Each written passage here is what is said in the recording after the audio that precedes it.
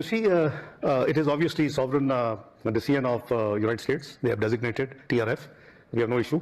ये बेशर्मी और बगैरती की स्टेटमेंट जनाबे इसाक डार साहब ने बकलम खुद वॉशिंगटन डीसी में अटलांटिक काउंसिल के एक इवेंट में बैठकर दी है। यही पाकिस्तान ये बोल रहा था कि टीआरएफ के खिलाफ प्रूफ क्या है आपके पास? नहीं है, ये तो भारत की साजिश है, और आज ये कह रहा है हमें क्या लेना। टीआरएफ के ऊपर जो है, जो एक ऑर्गेनाइजेशन है, उसको एक टेरर ऑर्गेनाइजेशन के तौर पर यूएन में कहा गया, तो इसाक डार साहब उसे सपोर्ट करते हुए दिखे। दूसरा, मैंने कहा यहां हम एविडेंस दिखाएं कि ये दी रेजिस्टेंस फोरम ने, दी टीआरएफ ने किया है। मुझे बड़े बड़े कैपिटल से कॉलें आई इस वक्त, मैं कही नथिंग डूइंग, ये नहीं हो सकता। Pakistan will not accept. Allah के फजल करम से जनाब चेयरमैन और पाकिस्तान के मौकफ को तस्लीम किया गया। तमाम हदें तो पहले ही फलांग चुके थे, लेकिन अब जो है कि वो एक पागलपन का जैसे दौरा पड़ता है, उस हालत के अंदर जो है कि पूरा का पूरा निजाम पहुंच चुका। नमस्कार, आप सभी का स्वागत है रियल भारत टीवी में। आज की लेटेस्ट खबर के बारे में बात करते हैं। बहुत बड़ी खबर आ रही है पाकिस्तान के deputy prime minister Ishaq Dar को लेकर के। जी हाँ, जैसा कि आपने इंट्रो में सुना कि किस तरह से deputy prime minister of Pakistan Ishaq Dar को जमकर गालियों की बौछार सुननी पड़ रही है। दरअसल उन्होंने एक बयान ऐसा दिया जिसमें उन्होंने कहा कि उनको टीआरएफ से अब कोई मतलब नहीं है। वहीं पाकिस्तान का डिप्टी प्राइम मिनिस्टर जो है वो कहता था कि इसमें भारत की साजिश है, प्रूफ ला करके दिखा देंगे, ये कर देंगे, वो कर देंगे। अब उसने साफ तौर पे टीआरएफ से उसने बोल दिया कि हमको कोई मतलब नहीं है। इसी वजह से जो पाकिस्तान की आवाम है और पाकिस्तान की जो जनता है, इसको जमकर गालियां दे रही है। और भारत को लेकर के भी इससे कई सवाल पूछे गए, इसने जवाब नहीं दिया, क्योंकि जानता अगर इसने जवाब दे दिया तो पाकिस्तान का क्या हाल होगा भारत के द्वारा। तो चलिए वीडियो देखते हैं, फिर मिलते हैं वीडियो के एंड में। आज बहुत ही शर्मनाक दिन है। It's a very very shameful day.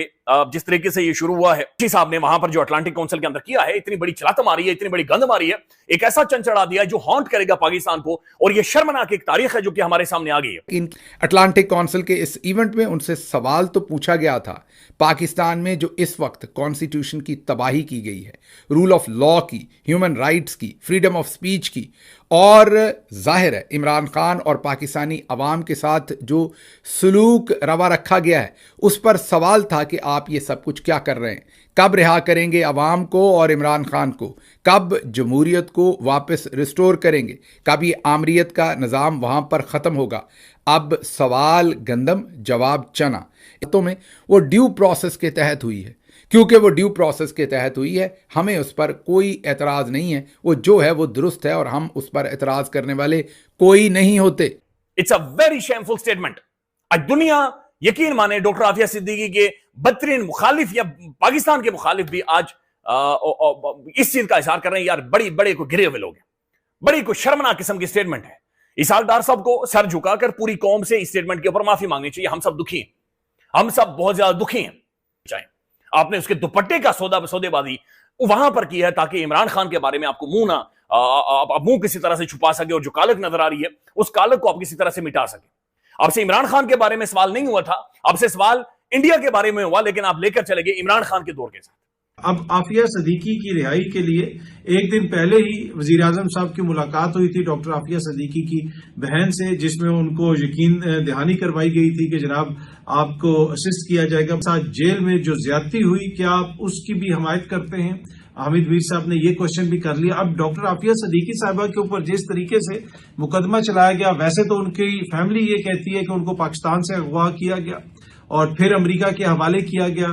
आज एक और बिल्ला नहीं बल्कि कुत्ता जो है वो थैले से बाहर आया है। माजरत मेरे इन अल्फाज पे, लेकिन थोड़े सख्त लफ्ज़ बोल रहा हूँ, मुहावरा नहीं कह रहा हूँ कि जैसे बिल्ली थैले से बाहर आती है।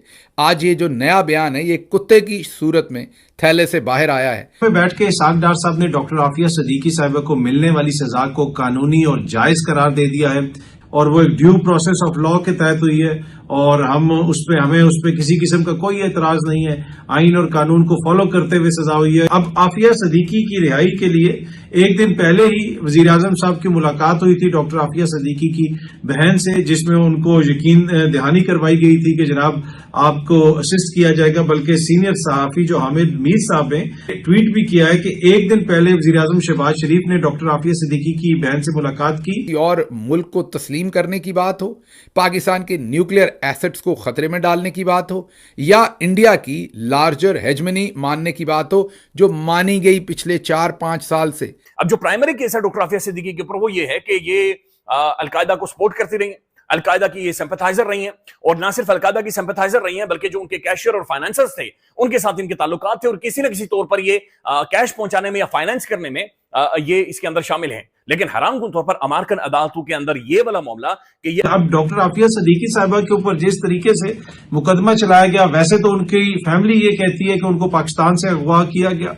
और फिर अमेरिका के हवाले किया गया, और इमरान खान साहब तो 2003 से टीवी प्रोग्रामों में बैठ के बार बार डॉक्टर आफिया सिद्दीकी का जिक्र करते हैं। और अगर आप डॉक्टर आफिया सिद्दीकी का केस देखें, ये बड़ा इंटरेस्टिंग केस है। जिस किस्म का केस वहां पे अमेरिका में डॉक्टर आफिया सिद्दीकी के ऊपर बनाया गया, ये सामने आपको नजर आ रहा है। ये जो जस्टिस डिपार्टमेंट है अमेरिका का, ये उसकी वेबसाइट, अगर आप इसकी तफसील पढ़ें तो बंदा तफसील पढ़ के हैरान रह जाता है। और उसमें साथ साथ उनके बेटे का भी जिक्र है कि उनका टीनेजर जो बेटा है वो भी उनके साथ था, और गजनी प्रोविंस में ये किस जगह पे उनको पकड़ा गया। तो स्टोरी के अंदर बहुत सारी ऐसी चीजें हैं जिनको मानना थोड़ा सा मुश्किल है कि वो अफगानिस्तान पहुंची हुई थी, साथ बच्चे को भी वो लेके गई हुई थी, और फिर वो इस तरह उन्होंने बंदूक उठा ली और बंदूक उठा के कहा कि मैं अमेरिकन को मार दूंगी, और फिर अल्लाह अकबर के नारे लगाती रही, और ये और वो इस type. Sir, Ishaq Dar, the famous no one from Pakistan is in US, जाके मार्को रूबियो से मिला है सर, और अपना मांगा ही होगा अभी कोई। तो सर भाई ने एक बड़ी बात बोली है सर। बड़ी बात बोलता है भाई अभी भी? बोलता है। क्या बोला भाई? बड़ा मुंह बड़ी बात। बड़ा मुंह बड़ी हाँ, बोलो क्या बोला भाई ने? बोला है कि अमेरिका ने जो टीआरएफ को टेररिस्ट ऑर्गेनाइजेशन की तरफ घोषित कर दिया है, पाकिस्तानी पंजाबियों के मुंह पे आप डॉलर मारो फिर देखो। यही बंदा टीआरएफ के गुण गा रहा था, यही पाकिस्तान ये बोल रहा था कि टीआरएफ के खिलाफ प्रूफ क्या है आपके पास, क्या सबूत है आपके पास, ऐसा वैसा ये वो। नहीं, ये तो कोई भी नहीं है, ये तो भारत की साजिश है। और आज ये कह रहा है हमें क्या लेना। जो पाकिस्तान में बच्चे ये कहते हैं ना, पापा मैं बड़े हो के आतंकवादी बन, सुनो मैं तुम्हें बता रहा हूं, यही जो तुम्हें बनवा रहे हैं ना इशाक डर जैसे, यही तुम्हें बेच कर आएंगे, ठीक है? तो डॉक्टर इंजीनियर बनो। इसके ऊपर इसने राइफल उठाकर हमला किया है, और this is how doctor Aafia Siddiqui को 86 साल की सजा सुना दी गई। अंदाजा लगाएं क्या ये मुमकिन है कि अमेरिकन बेस के अंदर मौजूद होकर अमेरिकन ऑफिशियल्स को आप इंटरव्यू दे रहे हैं, और उससे पहले यह भी कहा गया कि एक लंबे टाइम तक आफिया सिद्दीकी को एक गुमनाम डिटेनी सेंटर या जो भी है डिटेनिंग सेंटर वहां पर रखा गया, एक खौफनाक सेल के अंदर रखा गया, गुमनाम सेल के अंदर रखा गया, और उसके बाद उन्हें उनके ऊपर ये इल्जाम लगाए गए हैं। लेकिन इमेजिन करें कि क्या ये मुमकिन है कि पाकिस्तान के कोई भी मिनिस्टर क्यों ना हो, वो बड़ा ही सोच समझ के भारत के खिलाफ बोलने से पहले 10 बार सोचते हैं। जैसा कि आप जानते हैं इशाक डार जो है उसने बड़े बड़े टीआरएफ को लेकर के बयान दिए, पीछे हट गया कि भाई हमको इससे कोई मतलब नहीं है ये वो, क्योंकि कुछ टाइम पहले ये भारत को लेकर के इस पे इल्ज़ाम लगा रहा था कि टीआरएफ में भारत की साजिश है, भारत का हाथ है, ये है वो है, मैं प्रूफ दे सकता हूँ फलाना ढिमकाना। लेकिन अब जब बात आई सबके सामने बोलने की, तो इनकी जो है इनको काफ़ी ज़्यादा डर लग गया, क्योंकि अगर ये खुलेआम सबके सामने ये सब कह देंगे तो भारत जो है इनको छोड़ेगा नहीं। इस वजह से इसने अपना स्टेप बैक कर लिया, और भारत को लेकर के भी इशाक डार से कई ऐसे क्वेश्चन पूछे गए जिसका इसने रिस्पॉन्स करना ज़रूरी नहीं समझा, क्योंकि इसको पता था कि कोई जवाब दे देगा तो फिर पाकिस्तान का क्या हाल होगा। लेकिन भाई पाकिस्तान की आवाम और पाकिस्तान की जो मीडिया है इसको जमकर ट्रोल कर रही है, चाहे वो सोशल मीडिया हो चाहे वो चैनल्स में हो, जमकर इसको गालियां दे रही है कि इसने पाकिस्तान का बिल्कुल साइड नहीं लिया और टीआरएफ को साफ तौर पे नकार दिया कि हमको टीआरएफ से कोई मतलब नहीं है। और वहीं इसने इमरान खान के बारे में बातचीत ज़्यादातर करी।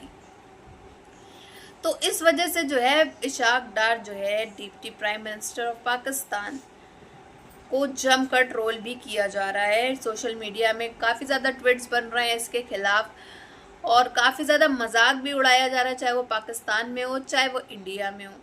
इंडिया में तो नॉर्मल सी बात है, हर जगह हर दिन जो है कुछ ना कुछ करके इनके पाकिस्तान के मिनिस्टर्स के ऊपर कुछ ना कुछ ट्वीट तो होती है, मजाक उड़ाया जाता है। लेकिन भाई पाकिस्तान के लोग खुद ही इनके ऊपर अब इशाक डार के ऊपर ट्वीट्स बना करके इनका मजाक उड़ाते फिर रहे हैं।